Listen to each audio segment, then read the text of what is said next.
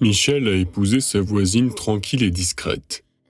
Marie pour se venger de la femme qu'il aimait et qu'il avait échangée contre de l'argent. Peu de temps après, il a été abasourdi par ce que sa belle-mère lui a dit. Michel descendait sa rue en colère, comme un tigre dont la proie aurait été volée par un chacal. C'était presque comme ça. Isabelle avait soudainement décidé d'épouser Patrick et ses parents avaient promis de leur offrir un magasin de vêtements fantaisie et un salon de beauté pour le mariage.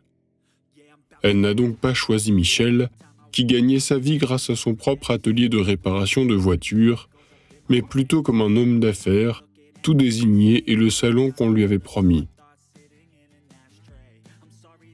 Michel n'aimait pas beaucoup Isabelle, mais son ego était tellement blessé qu'il est rentré chez lui sans rien remarquer, et soudain il a vu Marie, sa voisine. Une jolie fille mais si calme et discrète que Michel n'a jamais fait attention à elle.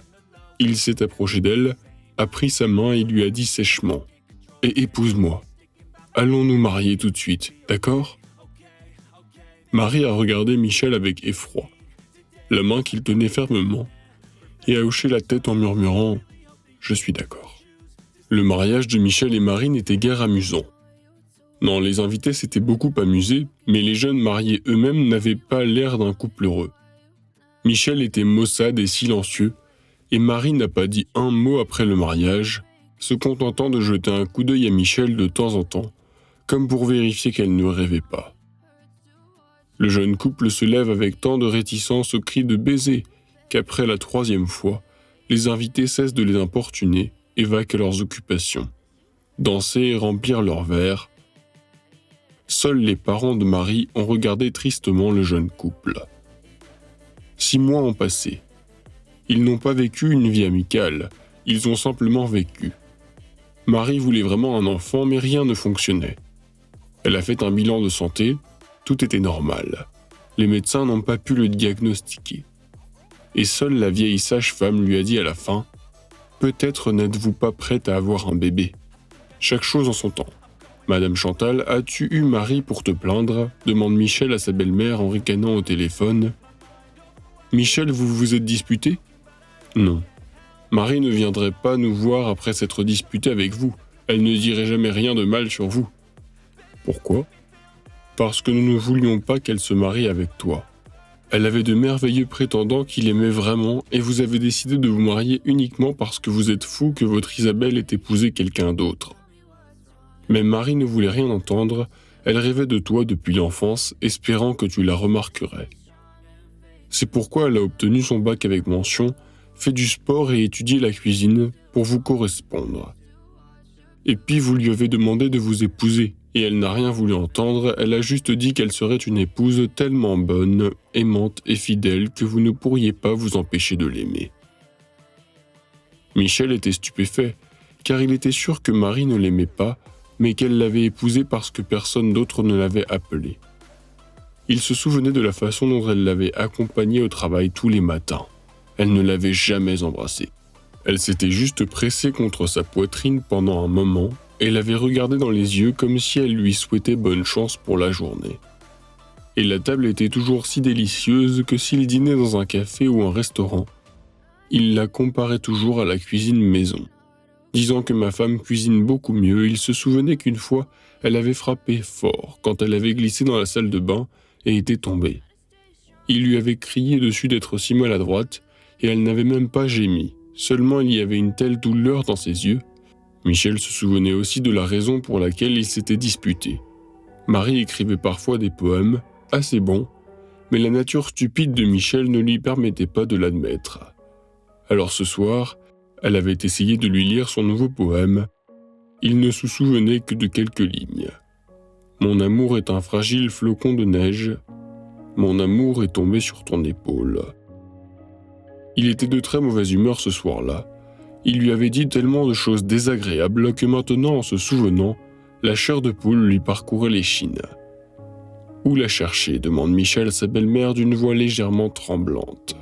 « Il y a un banc dans le parc, dans le coin le plus éloigné près de la statue de la fille solitaire. Une fois, Marie a été très blessée par ses amis. Elle n'est pas rentrée le soir, alors nous l'avons cherchée toute la nuit. et nous l'avons trouvée là. Elle a avoué plus tard qu'elle s'y rend toujours si elle ne se sent pas bien. Allez-y, elle doit être là. » Michel s'est habillé rapidement et est monté dans sa voiture pour se rendre au parc. Lorsqu'il est arrivé, il a vu une voiture de police sur le parking. Il est devenu très anxieux et a traversé le parc en courant jusqu'au même banc. Ses jambes ont failli se déformer lorsqu'il a vu que plusieurs policiers étaient là avec des torches. Il s'est approché de l'un d'eux et lui a demandé ce qui s'était passé. Il a expliqué qu'une fille avait été attaquée ici il y a 1 heure, mais qu'elle avait opposé une telle résistance que les 2 bandits n'avaient pas pu s'en occuper. Mais ils l'ont poignardée. Heureusement, ils ont été entendus et la police et l'ambulance ont été appelés à temps. La jeune fille a été emmenée à l'hôpital et les criminels ont été immédiatement appréhendés. Michel a demandé à quel hôpital ils avaient emmené Marie et s'y est précipité. Marie était devant ses yeux, avec quelle tendresse elle l'avait regardé, comment elle avait essayé de devancer ses moindres désirs. L'avait écouté attentivement quand il lui avait dit quelque chose, l'avait toujours soutenu et lui avait donné de très bons conseils quand il avait des doutes sur quelque chose. Ce n'est que maintenant qu'il a soudainement réalisé qu'il avait une femme aimante et intelligente. Quelle chance il avait d'avoir pu faire le bon choix. Mais il ne l'avait pas appréciée, ne l'avait pas chérie. Maintenant, il voulait juste s'assurer de ne pas la perdre. « Bonjour, tu m'as manqué. » Michel a dit à Marie quand elle a ouvert les yeux. Marie le regarda et ne put croire à la tendresse avec laquelle il la regardait. Car c'était lui son Michel, et ses yeux brillaient d'amour. Combien de temps elle avait attendu ce regard. « Michel, je suis là, » a-t-elle chuchoté. « Je sais déjà tout. Je suis désolé, je ne te laisserai pas aller ailleurs. Je vais même aller chez le coiffeur avec toi. D'ailleurs, ces 2-là ont aussi eu besoin de l'aide de médecins. Où as-tu appris à te battre comme ça ?» a demandé Michel.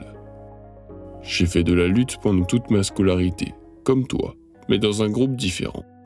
Mais si vous aimez ma façon de me battre, je peux battre quelqu'un d'autre, » a souri Marie.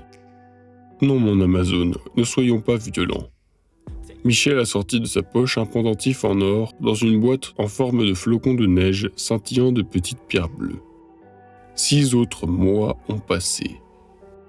Maman, plus de grenouillères, à quoi ça sert d'en avoir autant? La mère de Marie a souri en regardant le gros ventre de sa fille et a ajouté « Mais je ne croyais pas que ton amour allait gagner. Comme tu es forte, ma fragile petite fille. »